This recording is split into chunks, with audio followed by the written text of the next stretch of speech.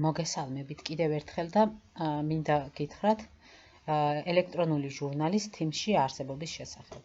ანუ ელექტრონული ჟურნალი შეგიძლიათ ნახოთ როგორც რეგისტრაციის ინსტრუქციაში იყო სპეციალურ ვებგვერდზე, ან შეგიძლიათ ნახოთ პირდაპირ Teams-ში.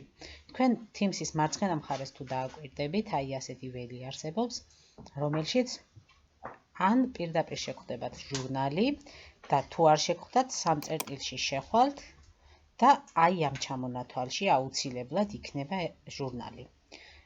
შემდეგ დააჭერთ ჟურნალს და გადახვალთ ელექტრონულ ჟურნალში. აქ თქვენ შეგიძლიათ ნახოთ დავალებები თქვენი შვილისთვის მოცემული, რადგან ჩვენთან ნიშნები არ იწერება დაწყებითებში, აქ ნიშნებს ვერ ნახავთ.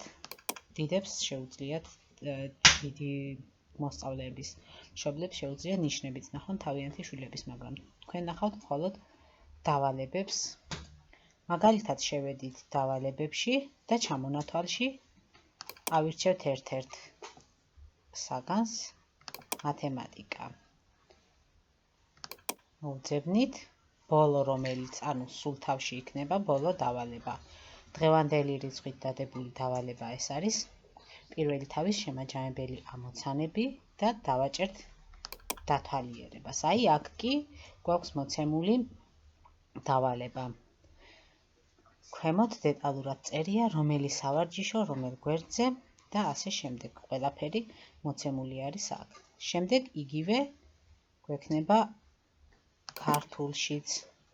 დავბრუნდებით უკან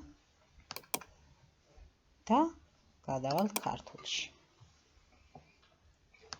ასე შეიძლება ყველა საგნის ნახვა თქვენს ელექტრონულ ჟურნალში, ნახავთ სულ ყველა საგანს. აი ქართული, კვეხარა მამალი გაყოფილი